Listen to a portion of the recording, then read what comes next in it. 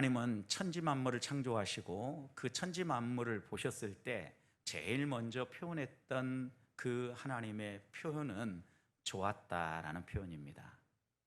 이 피조 세계가 모든 것이 창조의 질서에 따라서 어우러지고 또 조화를 이룰 때 평화가 있었고 또 그것이 아름다워 보였습니다. 또 마지막 날 하나님께서 우리 인간을 창조하실 때 그 인간이 자연세계와 더불어 살아갈 때 더욱 심히 매우 좋았다라고 표현하지 않습니까? 분명히 이 세상 속에서 하나님은 우리가 이 모든 자연세계와 더불어 함께 살아가도록 지으셨습니다. 그런데 인간이 자기가 하나님같이 되고 싶고 자기의 필요들을 계속해서 충족하기 위해서 예를 쓰면서부터 이 모든 관계가 어그러져 버리지 않았습니까? 하나님께서 자연 모든 피조물들과 인간을 다르게 창조하신 부분이 무엇입니까?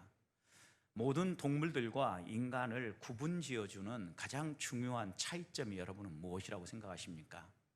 생물학자들이나 역사학자들은 직립보행이나 생각하는 것이다 라고 이야기를 합니다. 그래서 오늘 살아가는 현재 인류를 가리켜서 호모 사피엔스다, 생각하는 인간이다, 이렇게 이야기를 하지 않습니까?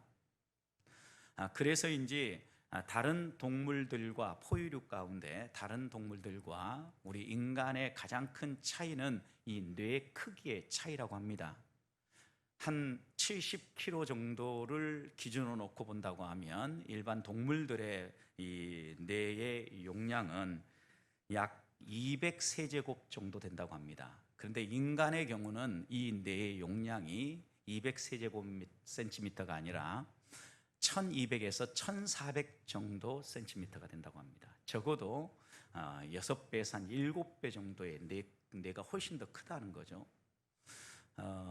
역사학자로서 이런 부분들의 글을 많이 쓴 유발 하랄이라는 학자는 호모사피엔스라는 책을 쓰면서 인간이 이렇게 다른 동물들에 비해서 뇌가 크고 뇌가 발달함으로 말미암아 대가를 지불했는데 첫 두 가지 대가를 지불했다고 합니다. 한 가지는 먹잇감, 그러니까 우리가 무엇을 먹기 위해서 먹잇감을 찾기 위해서 찾아다니는 시간이 훨씬 더 길어졌다는 거예요, 그 전에 비해서. 그리고 또 한 가지는 이렇게 내 용량이 커짐으로 말미암아 생각하는 시간이 많으니까 막 육체, 근력을 사용해 가지고 사냥을 하고 뛰어다니고 하는 이런 일들은 줄어들고 생각하고 판단해서 어디에 먹잇감이 있겠는가 정확하게 이걸 생각하고 이렇게 또 사냥을 하고 이러면서 근력이 약화됐다는 거예요. 그러니까 여러분 생각해 보십시오. 아무리 인간이 만물의 영장이라고 해도 고대 사회에서는 인간이 동물들을 제압할 수 없었을 때에는 인간보다 좀 더 큰 덩치의 동물들이라든가 좀 사나운 동물들은 어땠어요? 피해 다녔죠, 여러분.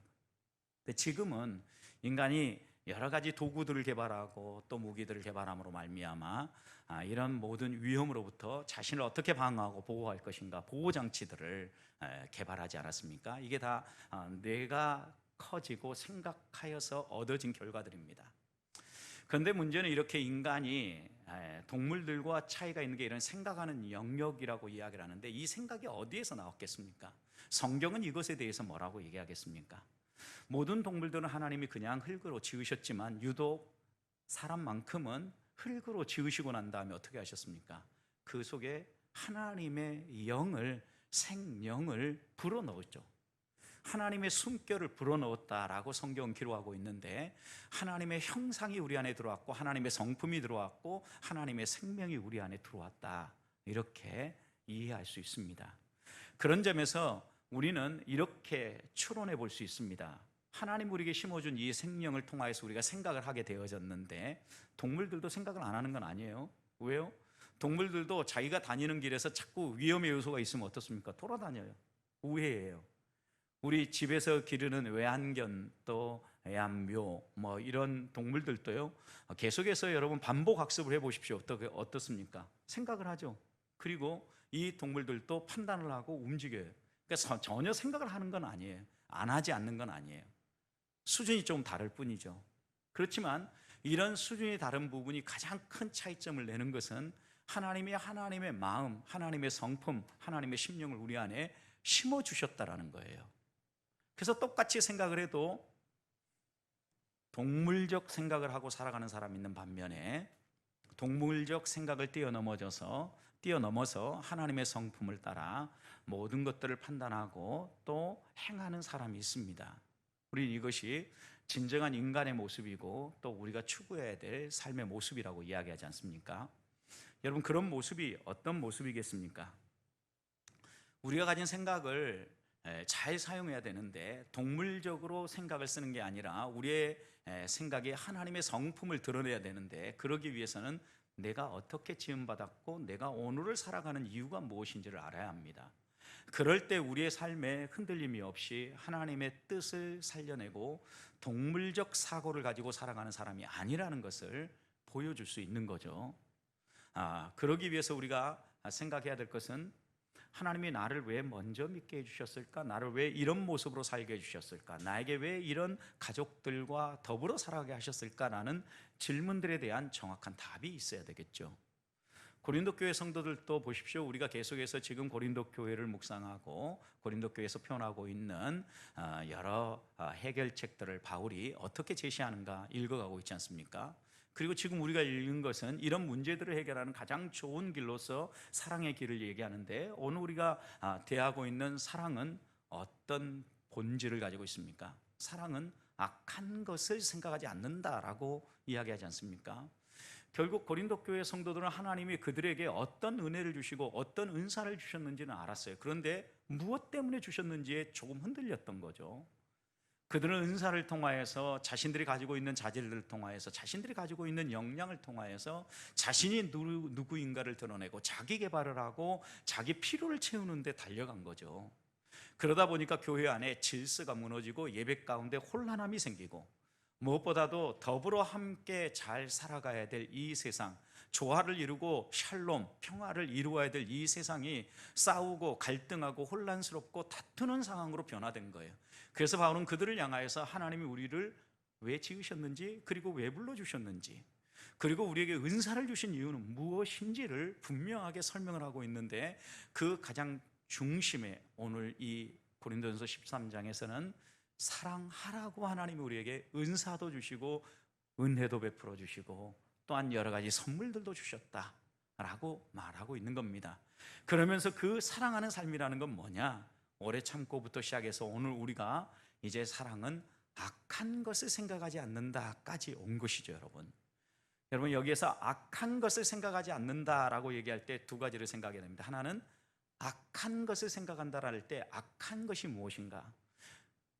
성경의 여러 다른 번역본들 보면 이 악하다는 표현을 나쁜 것, 나쁜 성질의 것, 또 잘못된 것, 그리고 어떤 사람들을 세워주고 격려하고 붙잡아주는 것이 아니라 끊고 깨뜨리고 파괴하는 것, 이런 의미로 쓰여질 수 있는 단어예요. 이 악한 것이라는 단어가. 그 다음에 여기에 또 생각하지 아니하며 라고 할 때 이 생각한다라는 단어는요, 계수하다, 수를 세다, 계산해보다, 또 판단하다, 그리고 생각을 하다 보니까 그 생각의 영역에서 나름대로 추측하며 내다본다, 이런 의미들이 담겨져 있는 단어예요. 자, 그러면 보세요. 사랑은 악한 것을 생각하지 않는다. 그러면 사랑은 어떤 사람들을 볼 때, 어떤 사람의 행동을 볼 때 그 행동을 통하여서 그 행동이 나타내 보이는 바가 나쁜 의도를 가지고 이런 행동을 한다라고 추측하지 않는다는 의미가 들어있어. 또 나쁜 행동을 가지고 나쁜 의도를 가지고 이런 행동을 한다라고 그 사람의 행동에 대해서 악하게 말하지 않는 거예요. 악평하지 않는 거예요. 또 그것만이 아니라 나쁜 판단을 해서 저 사람은 근본적으로 문제가 있는 것 같아 라고 우리가 어떤 사람의 행동에 대해서 내 스스로 판단하는 것, 이런 모든 것들을 내려놓는다는 거예요. 그런데 여러분, 이런 표현을 한번 생각해 보십시오. 우리가 살아가는 이 세상의 삶 속에서 이런 일들이 얼마나 자주 반복되고 있느냐는 거죠. 그런 점에서 바울이 오늘 우리들에게 교훈하고 있는 사랑은 악한 것을 생각하지 않는다는 단어는 꼭 고린도 교회에만 필요한 말씀이 아니에요. 오늘 살아가는 우리들도 어떻게 사는 것이 악한 것을 생각하지 아니하고 사랑하며 사는 것인지 다시 한번 우리를 돌아보면서 특별히 우리 삶에서부터 가장 가까이에 우리가 더불어 살아가는 가족으로부터 또 믿음의 가족인 교회 공동체에서부터 우리 사회 또 세계 열방을 향하여서 이런 삶을 가지고 나아가야 되지 않겠습니까? 자, 그렇다고 하면 바울이 악한 것을 생각하지 아니하는 삶을 우리가 살아야 될 텐데 그 삶을 좀 더 구체적으로 표현한다면 어떻게 표현해 볼 수 있겠습니까? 첫 번째는요, 사람의 행동을 보면서요 나쁘게 생각하지 않는다라는 거예요. 그 사람의 행동에 대해서 일단 나쁘다 이런 마음을 가지고 바라보지 않는 거예요. 로마서 12장 17절 그리고 13장 10절 보면 바울은 이렇게 얘기했습니다. 사랑은 아무에게도 악을 악으로 갚지 않는다. 여기 아무에게도 그랬어요. 그러니까 나하고 좋은 관계에 있는 사람만이 아니라 원수도 포함될 수 있고 또 불편한 관계에 있는 사람일 수도 있어요. 그런데 그런 모든 사람들에게 그 사람이 설령 악으로 악함으로 내게 다가왔어도 악을 무엇으로 갚지 않아요? 나도 저거 나쁜 놈이네, 악하게 행동하네 이렇게 생각하고 악으로 갚지 않는다라는 거예요. 그럼 악으로 갚지 않으려고 하면 아무리 악하게 행동을 해도 그것을 악한 존재라고 보지 않는 우리들의 먼저 훈련이 필요한 거죠. 또 로마서 13장 10절에서 사랑은 이웃에게 악을 행하지 않는다, 아예 단정지어서 얘기를 해요. 악을 행하지 않는다. 이웃의 행동을 나쁜 방향으로 생각하지 않고 좋은 방향으로 생각한다, 이렇게 해석해 볼 수 있죠. 긍정적으로 보면. 그러기 위해서 우리들이 점검해야 될 것이 있습니다. 제일 먼저 점검해야 될 것은 한 사람을 바라보고 한 사람의 행동을 바라보는 우리들의 관점이 어디에 있는가를 살피는 거예요. 여러분, 우리는 어떤 상황에 대해서 어떤 관점으로 보느냐에 따라서 전혀 다른 해석을 할 수 있습니다. 통일한 환경을 보면서도 긍정적으로 바라보는 사람과 부정적으로 바라보는 사람의 관점에 따라서 전혀 다른 결과가 나오겠죠. 코로나19가 일으킨 변화에 대해서도 부정적으로 생각해 보십시오. 그러면 불평할 일도 많고 원망할 일도 많고 또 화를 낼 일도 얼마나 많은지 모릅니다. 그런데 이 코로나19를 긍정적 관점에서 한번 보면서 생각을 해 보십시오. 이제까지 우리의 삶을 되돌아보고 내가 과연 이 세상 속에서 여러 사람들과 어떤 관계를 맺으며 살아왔는가, 하나님이 창조하신 피조 세계와 어떤 관계를 맺고 살아왔는가 돌아보는 기회가 되지 않습니까? 서울대 생물학 교수였던 최재청 교수는 이 코로나 이후의 시대를 예측하면서 이 코로나19에 대한 화학적 백신이 나와서 설령 이 코로나19가 완전히 해결된다 할지라도 앞으로 5년, 3년, 빠르게는 1년 내에 새로운 이런 감염병들이 계속해서 나올 거라고 얘기했습니다. 그 원인은 인간이 여러 사람들과의 관계를 잘못 맺고 있을 뿐만 아니라 더 나아가서 이 생태와 관계를 잘못 맺고 있다라고 이분은 분석을 하셨습니다. 그래서 제일 이런 환경 속에서 인간이 안전하고 건강하게 살아가기 위해서 필요한 것이 있다고 하면 첫 번째는 행동 백신이 필요하다. 화학적 백신만 의지할 게 아니라 행동 백신이라는 것은 여러 사람들과의 관계 속에서 우리가 지켜야 될 에티켓과 거리 두기, 거리를 유지하는 것. 여러분, 정말 친밀한 관계는 30cm 이내의 거리 안으로 들어오지만 그러지 않고 친밀한 관계에 있는 사람은 50cm 안으로, 좀 더 거리감 있게 1m 안으로, 이런 형식으로 여러분 여러 사람들과 내가 어떤 관계를 맺고 있느냐에 따라서 거리가 조절되지 않습니까? 이런 행동 백신이 필요할 뿐만 아니라 생태 백신이 필요하다고 얘기했는데, 생태 백신은 오늘 이 코로나19 바이러스와 같은 것도 숙주가 어디에 있느냐에 따라서 해석은 달라질 수 있겠지만 박쥐라든가 천상갑 비늘과 같은 게 자연 세계 속에서 그냥 살아가도록 놔둬야 되는데, 인간이 뭐가 좋다고만 하면 그거 가지고 실험도 하고 또 잡아도 먹고 그것이 자기의 몸에 뭔가 좋은 것처럼 계속 행동을 하다 보니까 자연의 속살이 드러나고 그 자연 안에 있는 여러 환경들이 깨어지면서 기상이변도 생기지만 코로나19와 같은 이런 감염병들이 우리 사회에서 끊어지지 않는다는 거예요.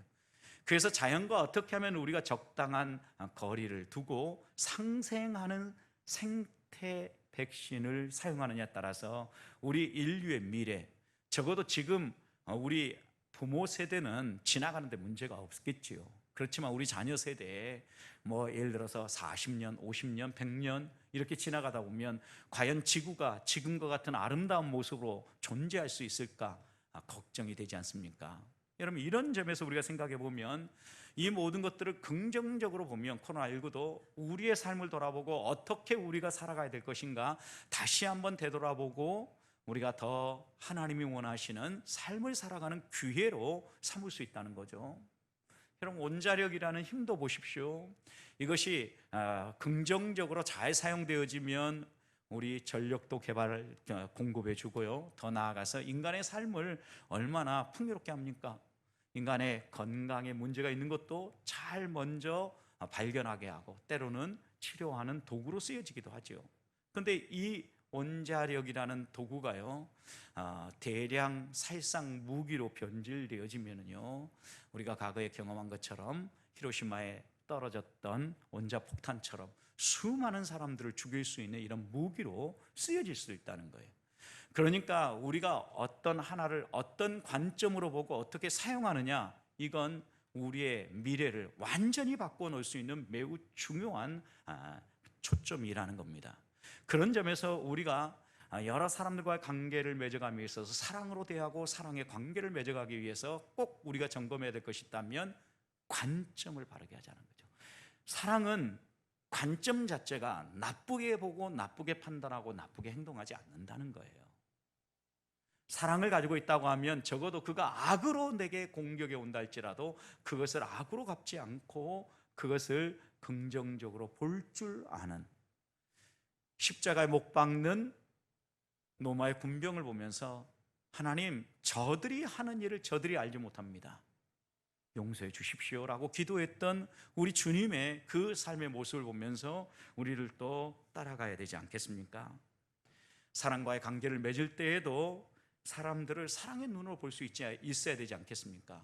그 사람의 장점보다 단점을 보면은요, 불평할 일이 많고 싸울 일이 많아요.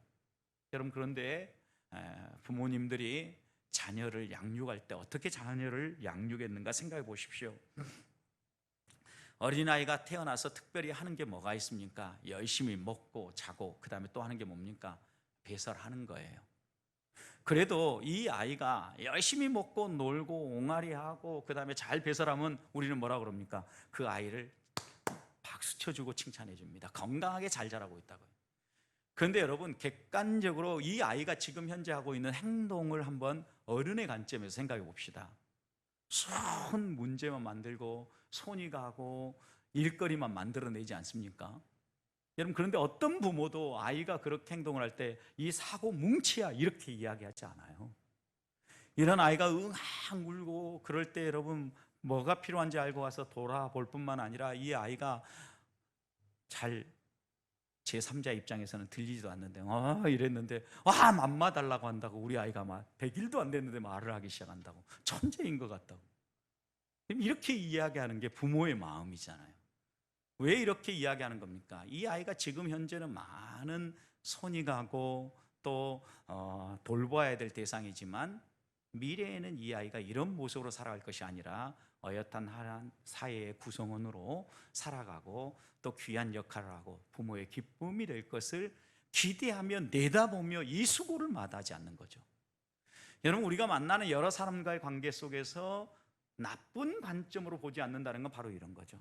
우리 주님도 그 흠 많았던 베드로가 주님 앞으로 나왔을 때, 주님이 부르셨을 때 그를 반석 같은 존재로 먼저 바라보고 그 관점으로 그를 세워주지 않았습니까? 여러분, 사랑은 그래서 어떤 사람 행동을 보면서 나쁜 관점을 가지고 평가하거나 판단하거나 꺾지 않는다는 거예요.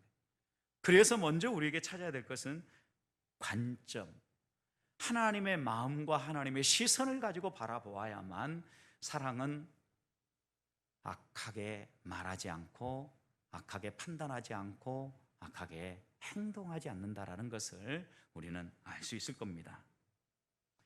교회에서도 마찬가지입니다. 여러 사람과 관계를 맺을 때 교회 안에서 보탬이 되는 사람도 있고 또 여러 손이 가는 사람도 있을 겁니다.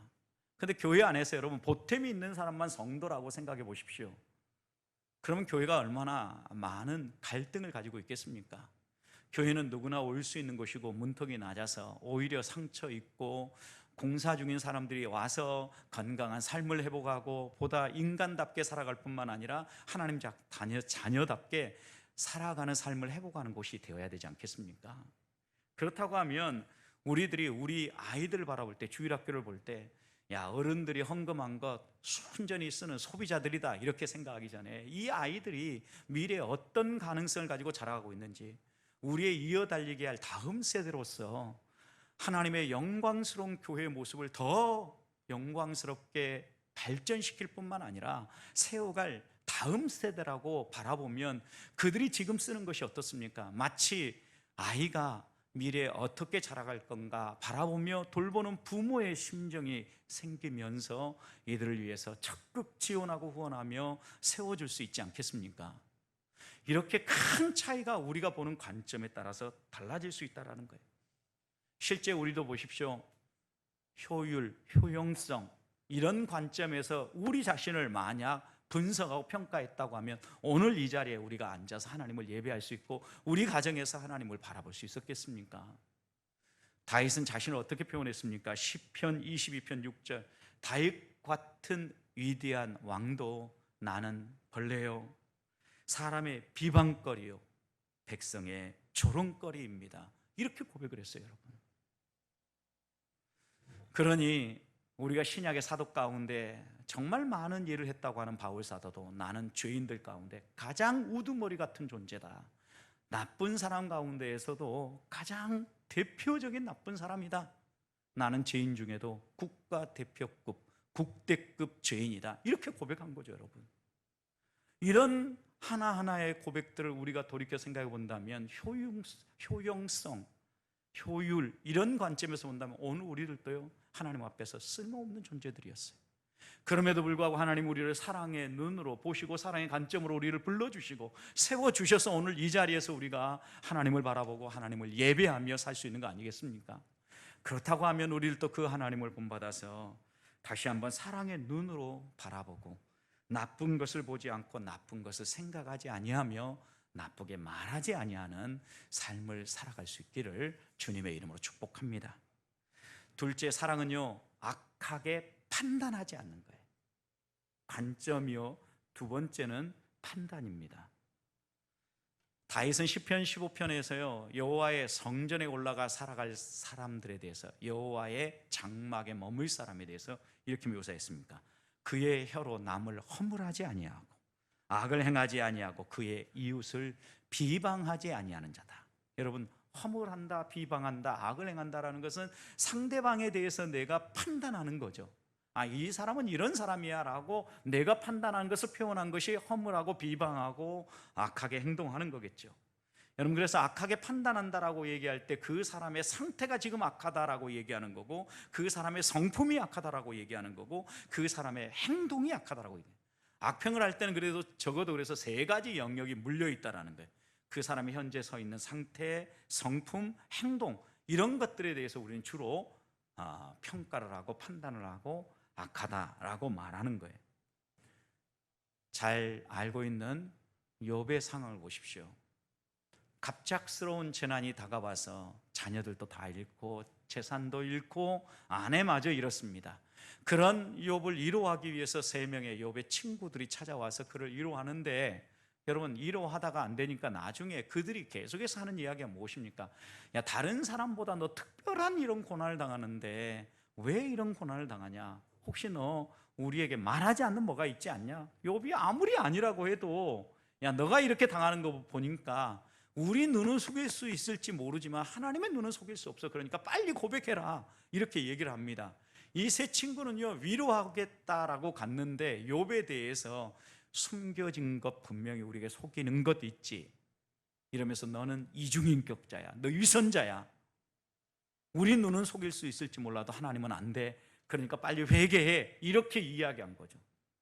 그러자 욥은 더 폭발하죠. 그렇게 할 만한 게 없는데, 평소에 잔치를 해도 실수한 것이 있을까 하나님 앞에 나아가서 회개하며 제물을 드리며 다시 한번 자신을 점검했던 삶을 살았으니까 욥이 그럴 만도 하지 않습니까? 성도 여러분, 그가 어떤 가치관을 가지고 어떤 생각을 가지고 있느냐에 따라서 다른 사람을 볼 때에도 관점이 작용하면서 그 사람에 대한 평가를 달리하게 되는 거죠. 그래서 관점이 바르게 쓰면은요, 하나님의 자녀다운 관점을 가지면요, 평가를 함에 있어서도 좋은 평가가 나오게 된다는 거예요. 성경은요, 곳곳에서 남의 하인을 판단하는 너는 누구냐라고 이야기합니다. 로마서 2장 1절, 그러므로 남을 판단하는 사람아, 누구를 막론하고 내가 핑계하지 못할 것은 남을 판단하는 것으로 너가 너를 정죄하는 것이다. 왜냐? 너도 동일한 일을 행하기 때문이다. 이렇게 성경 기록하고 있어요. 여러분, 우리는 우리 스스로도 동일한 행동을 하면서도 우리는 나는 그렇게 행동하지 않고 상대방만 나쁘게 행동하는 것처럼 악평을 합니다. 생각해 보십시오.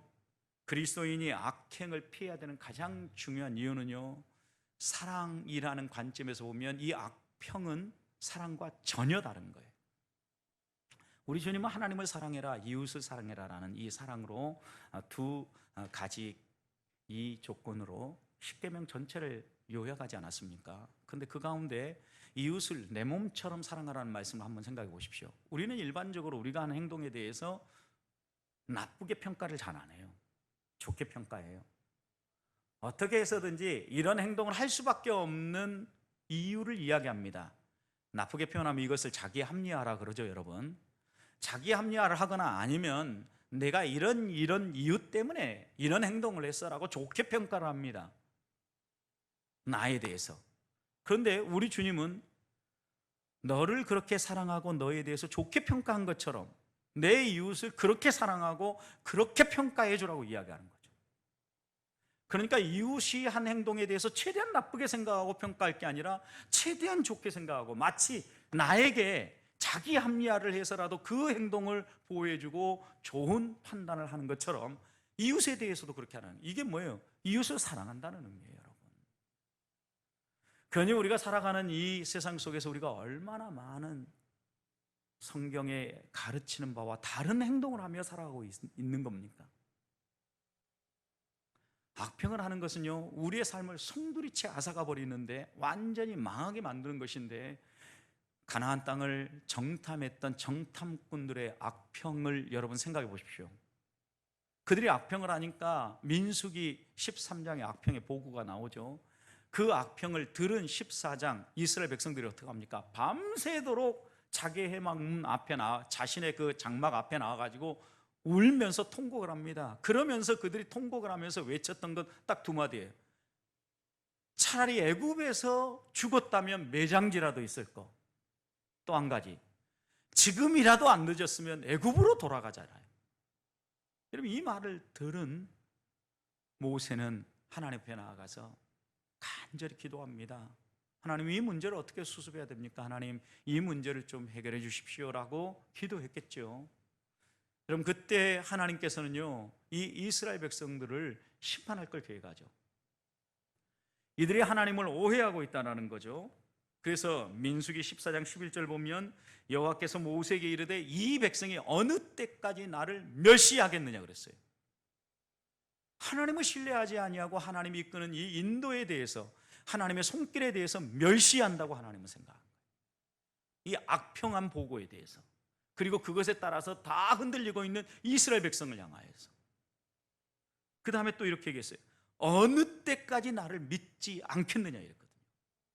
그러니까 하나님을 믿지 못하니까 하나님이 주신 이 아름다운 땅, 젖과 꿀이 흐르는 땅을 악평할 수밖에 없었고, 그것 때문에 온 백성이 울면서 통곡하고 차라리 애굽으로 돌아가자, 애굽에 가서 내가 묻히는 게 더 낫겠다, 이런 이야기를 하게 된 거죠. 그때 모세가 간절히 하나님 앞에 이 백성을 용서해 주기 구함으로 말미암아 이 백성이 멸망은 피하지 않습니까? 그리고 그 대신에 그들은 그 대가로 광야에서 40년 동안 여호수아 갈렙을 제외하고는 모두가 다 이 광야에서 40년 방황을 하다가 죽게 되어지죠, 여러분. 악평한 결과였죠. 여러분, 그렇다고 하면 우리가 하나님의 관점으로 바라본다고 하면 악평하지 않기 위해서 우리는 좀 더 우리의 마음을 다스려야 할 것입니다. 사랑은 다른 사람이나 하나님이 주신 것에 대해서 나쁜 관점으로 보거나 나쁘게 말하는 사람이 아닙니다. 사랑하는 사람은 하나님이 주신 것이나 우리의 이웃들에 대해서 좋게 말하고 좋게 판단하며 좋게 생각하는 것입니다. 바라기는 하루를 살고 한 주간을 살아가는 동안 이렇게 말할 수 있는 우리 보배교회 성도들 되시기를 축복합니다. 세 번째입니다. 사랑은요, 또 하나 악하게 생각하지 않는다라는 이 말 속에는요, 잘못한 것, 나쁜 것, 악한 것 이런 것들을 기록하여 기억하지 않는다라는 의미가 담겨져 있어요. 악한 것을 생각하지 않는다는 것은 상대방이 행한 악한 행동을 잊어버린다라는 뜻입니다. 그래서 이 본문을 번역하는 영어의 다른 번역본이라 우리말 쉬운 성경은 이렇게 표현했어요. 사랑은 잘못에 대한 기록을 남기지 않는다. NIV 버전이에요. 또 NLT 성경은 사랑은 부당하게 취급당한 기록을 남기지 않는다 그랬어요. 공통점은 남기지 않는다라는 거예요. 또 우리 쉬운 성경, 주일학교 아이들이 쉽게 읽는 쉬운 성경은 이렇게 번역했어요. 사랑은 오한을 품지 않는다.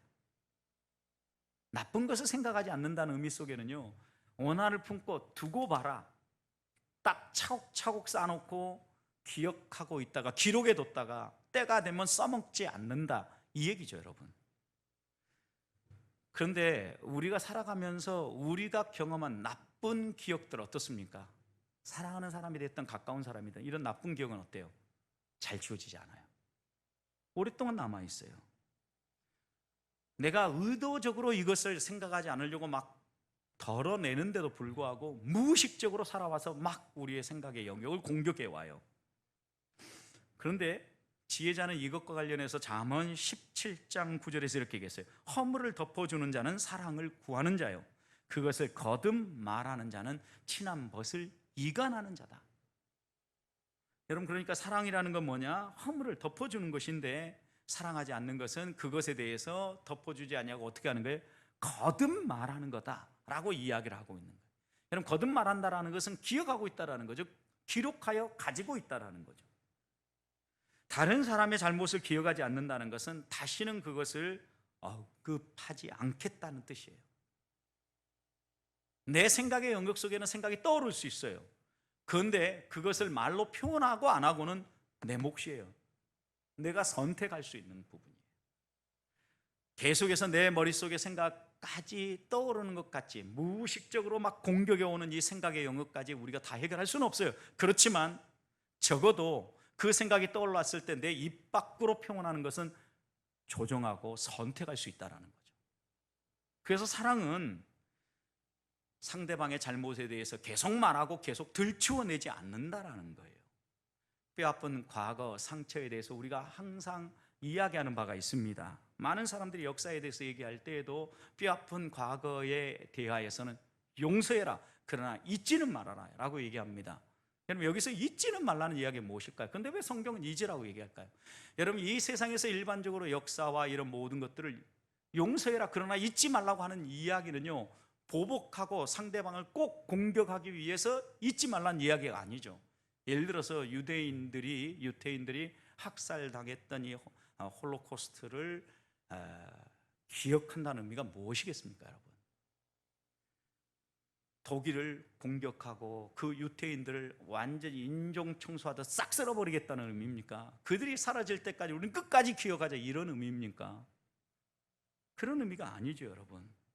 적어도 아우슈비츠의 그 학살을 잊지 않고 두 번 다시는 역사 가운데 이런 일이 반복되지 않도록 하자라는 거죠. 우리도 한동안 6.25에 대한 이야기가 되어질 때 어렸을 때 생각나요. 6.25 노래가 있었던 거. 어찌 잊으리요. 잊을 수 없다라는 거예요. 여러분, 그 노래가 의미하는 바가 뭐겠어요? 이런 동족 상잔의 민족 전쟁이 두 번 다시는 일어나지 않도록 우리가 살아가자라는 의미가 그 안에 담겨져 잊지 말라고 하는 것은 북한 저놈들 그냥 한번 우리가 힘만 있으면 언제든 때려 죽여야지 이런 의미가 아니잖아요, 여러분. 그들의 잘못을 용서는 하지만 잊지 말자라는 것은 두 번 다시 이런 역사가 반복되지 않도록 하자라는 의미죠, 여러분. 이것을 그대로 실천한 성경의 이야기가 있는데 탕자의 비유예요. 그럼 탕자의 아버지 보십시오. 이 아들이 어떤 존재입니까? 아버지가 살아있는 동안 유산을 챙겨가지고 다 챙겨서 떠난 사람이잖아요. 아버지의 관점에서 본다고 하면 이 아들은 불효막심한 아들이죠. 그런데 그 아들을 우리가 방탕한 아들이다, 프라디걸이라고 이렇게 표현하는 영어의 표현의 이 방탕함이라는 표현은요, 낭비하다는 의미가 있는데, 여러분 이 관점을 아버지의 관점에 보십시오. 아버지가 낭비하다는 건 뭐예요? 아낌없이 썼다는 의미로 긍정적으로 해석할 수 있어요. 낭비를 또라는 말로. 여러분 그러니까 생각해 보십시오. 어떤 편에서는 낭비죠. 아버지가 아들에게 이렇게 대하는 거, 이렇게 모든 유산을 챙겨가지고 나가서 다 말아먹은 이 아들을 어떻게 해야 됩니까? 호통을 치고 너는 호적에서 파버렸어, 두 번 다시 나타나지 마, 이렇게 혼쭐을 내고 쫓아내도 시원치 않을 수 있죠. 여러분 그런데 아버지는 그렇게 행동하지 않았어요. 아버지는 그 아들에 대해서 정말 아낌없이 모든 걸 내어주죠. 멀리에서부터 보고 달려가서 끌어안고 입을 맞춥니다. 씻겨주고 좋은 옷을 내주고 아들로 다시 받아들이는 반지를 끼워주고, 이 아들을 위하여서 여러분 잔치를 베풀잖아요. 어떻게 보면 낭비라고 보여지는 행동이죠. 그러니까 큰아들은 왜 이렇게 낭비합니까? 왜 이렇게 아버지의 재산을 다 말아먹은 아들을 위하여서 이런 일을 합니까? 라고 불평하지 않습니까? 그래서 팀 켈러 목사님 같은 경우는 이 탕자의 비유를 해서 아들을 탕자라고 표현하기 전에 아버지를 탕부 아버지다 이렇게 표현하지 않습니까? 탕부, 그러니까 모든 것을 아낌없이 써버리는 아버지다. 우리도 그 은혜 때문에 오늘 우리가 신앙생활하고 믿음의 길을 걸어가는 거 아니겠습니까? 믿는다고 걸어가면서 또 좌절하고 넘어지고 실패한 우리들을요, 하나님은 아끼지 아니하고 마음껏 우리를 위해서 사랑하고 써주셨기에 오늘 우리가 있는 거죠.